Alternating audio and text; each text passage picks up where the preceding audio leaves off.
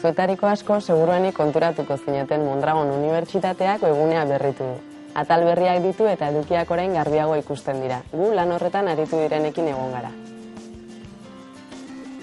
Nik usten dut hainbat arrazoi badaudela berrikuntza honetan sartzeko. Alde batetikan, azkenengo aldiz Mondragon Unibertsitateko webgunea orain 5 urte berritu genuen, eta 5 urte hauetan hainbat aldaketa egon dira teknologien eta informazioaren mundu honetan. Kode sintaxeko Gari Araolazak Skype bidez azaldu digu erabiltzailearen ikuspegitik zein onura dakarren webgune berriak. Kontutan eduki behar da, webgunean sartzen diren erabiltzaileen 95% beharra da, lehenengo aldiz dagoela gure webgunean, ez? Eta ez dagoela ohituta gure webgunean. Orduan, kontu hori nahiko garrantzitsua dela uste dugu eta saiatzen gara lan guztietan hori egiten.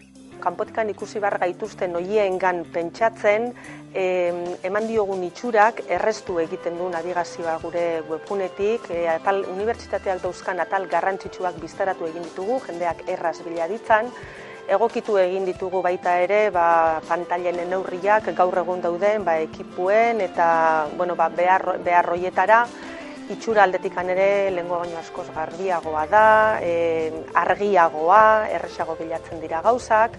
Webgunea eguneratuta mantentzeko jende askok dihardu lanean. Esanguratsuena webgune honetan da, zenbat jendek kudeatzen duen webgunea. Hau da, guk berez egin duguna ez da webgune bat, egin duguna da webguneak egiteko tresna bat. Eta gaur egun ia 50 erabiltzaile daude registratuta webgunean, eta 50 erabiltzaile kudeatzen dute webgunea. Edukia gehitu, edukia aldatu, gauza berriak, sekzio berriak sortu eta barri egiten dutenak. Eta nik uste hori dela benetan bereizgarriena, ez? Modu oso nahiko errazean, jende guzti horrek, aldaketa guzti horrek egin ahal izatea.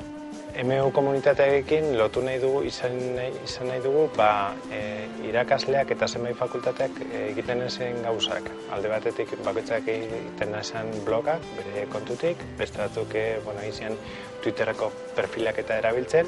Orduan, asmoa da leku edo toki konkretu batetan informazio guzti hori eukitzea.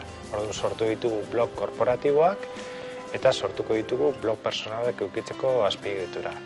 Mondragon Unibertsitate bezala, gu ari ginen arlo horretan lanean, baina ez geneuzkan ikusgai gure webgunean.